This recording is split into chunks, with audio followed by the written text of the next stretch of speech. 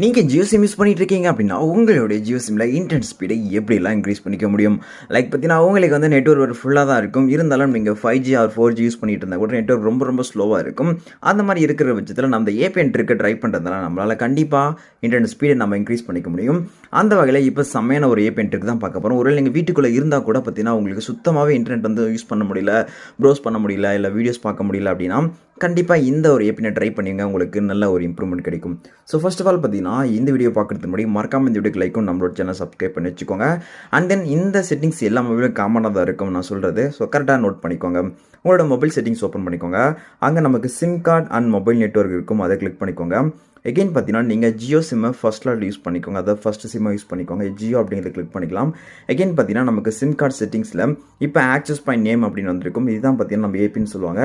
இந்த access point name அப்படிங்கிறத நாம் வந்து கிளிக் பண்ணிக்கலாம். ஸோ கிளிக் பண்ணோம் அப்படின்னு பார்த்தீங்கன்னா, நமக்கு இங்கே ஆல்ரெடி டிஃபால்ட்டாகவே உங்ககிட்ட சில ஏபிஎன்ஸ் அவைலபிளாக இருக்கும்.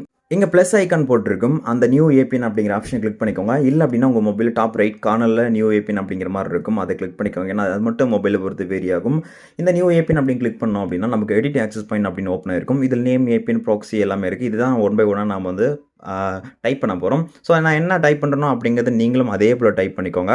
வீடியோ ஸ்கிப் பண்ணாத பாருங்கள். அப்போ தான் உங்களுக்கு புரியும். அண்ட் தென் மறக்காம இந்த வீடியோக்கு லைக்கும் இதை மற்றவங்களுக்கு ஷேர் பண்ணிக்கோங்க. ஓகே, ஃபர்ஸ்ட் ஆஃப் ஆல் இப்போ உங்களுடைய அந்த எடிட் ஆக்சஸ் பாயிண்ட் ஓப்பன் பண்ணிட்டீங்கன்னா ஃபர்ஸ்ட் நமக்கு நேம் அப்படின்னு இருக்கும்.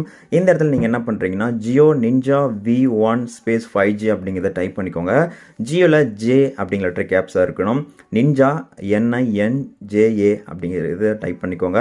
எகைன் பார்த்தீங்கன்னா V1 அப்படிங்கிறதையும் டைப் பண்ணிக்கோங்க. கொஞ்சம் ஸ்பேஸ் விட்டு 5G அப்படிங்கிறத டைப் பண்ணிக்கலாம். ஸோ இதுதான் பார்த்தீங்கன்னா நீங்கள் இந்த ஸ்பெல்லிங்கெல்லாம் கரெக்டாக வந்து டைப் பண்ணிக்கோங்க. Jio space ninja V1 space 5G அப்படிங்கிறத டைப் பண்ணிட்டு ஓகே அப்படிங்கிறத கொடுத்துக்கலாம். அடுத்த பார்த்தீங்கன்னா ஏபிஎன் இருக்குது. இந்த ஏபிஎன் அப்படிங்கிறத கிளிக் பண்ணிக்கோங்க. இங்கே ஜியோ 5G நெட் அப்படிங்கிறது ஸ்மால் லெட்டர் எல்லாமே ஸ்மால் லெட்டர் டைப் பண்ணிக்கோங்க. இப்போ நம்ம நேம் ஏபிஎன் கரெக்டாக டைப் பண்ணிட்டோம். அடுத்த proxy not set, port also not set. Not set means not set தான். அதாவது நீங்கள் எதுவுமே அதில் டச் பண்ண தேவையில்லை. டிஃபால்ட்டாக நாட் செட் அப்படிங்கிறது அதில் வந்து இருக்குமே. அடுத்தா பார்த்தீங்கன்னா யூசர் நேம் அப்படின்னு இருக்கும். அந்த இடத்துல கிளிக் பண்ணிக்கோங்க. இப்போ நம்ம jio@ninja net அப்படிங்கிறத டைப் பண்ணிக்கிறோம். முன்ன நீங்கள் நிஞ்சா எழுதிருப்பீங்களா, சேம் அதே போல் பார்த்தீங்கன்னா எல்லாமே ஸ்மால் லெட்டர் எழுதிக்கோங்க. jio@ninja net அப்படிங்கிறத எந்த ஒரு ஸ்பேஸும் இல்லாமல் கண்டினியூவாக எழுதிக்கோங்க. எழுதிட்டு டைப் பண்ணிக்கோங்க. டைப் பண்ணிட்டு ஓகே அப்படிங்கிறத கொடுத்துக்கலாம்.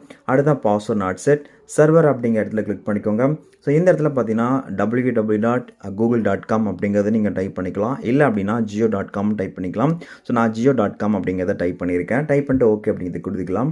கீழே ஸ்க்ரோல் பண்ணுங்கள். எகைன் பார்த்தீங்கன்னா MMSC not set, MMS proxy not set, இது எல்லாமே not set. MCC and MNC பார்த்தீங்கன்னா ஏரியா கோடு எனக்கு வேறு மாதிரி நம்பர் இருக்கும், உங்களுக்கு வேறு மாதிரி நம்பர் இருக்கும். ஸோ அதனால் அது என்ன நம்பர் இருக்கோ அது அப்படியே இருக்கட்டும். அடுத்த ஆத்தென்டிகேஷன் டைப் இருக்கும். அதை இடத்துல கிளிக் பண்ணிக்கோங்க.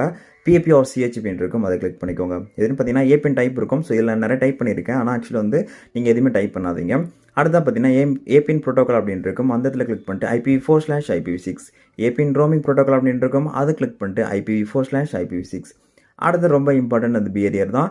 இந்த பிஹேவியர் ஆப்ஷனை கிளிக் பண்ணிக்கோங்க. ஒரு சில மொபைலில் பிஹேவியரில் LTE மட்டும்தான் இருக்கும். ஒரு சில மொபைலில் இந்த மாதிரி ஆப்ஷன்லாம் இருக்கும். உங்ககிட்ட எப்படி இருக்குது அப்படிங்கிறத செக் பண்ணிக்கோங்க. ஓகே, இப்போ பார்த்தீங்கன்னா நமக்கு அன்ஸ்பெசிஃபைட் அப்படிங்கிறத ஃபஸ்ட்டு கிளிக்கில் இருக்கும். அதை வந்து அன்டிக் பண்ணி விட்டுக்கோங்க.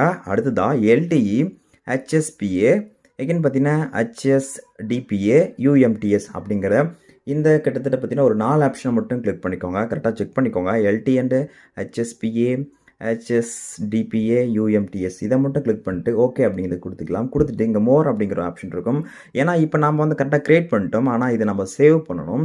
இங்கே மோர் அப்படிங்கிற ஆப்ஷனை கொடுத்து நீங்கள் சேவ் அப்படிங்கிறத கிளிக் பண்ணிக்கோங்க. அப்போ தான் நம்ம க்ரியேட் பண்ணி எப்படின்னு நம்ம அதை சேவ் பண்ணி யூஸ் பண்ணிக்க முடியும்.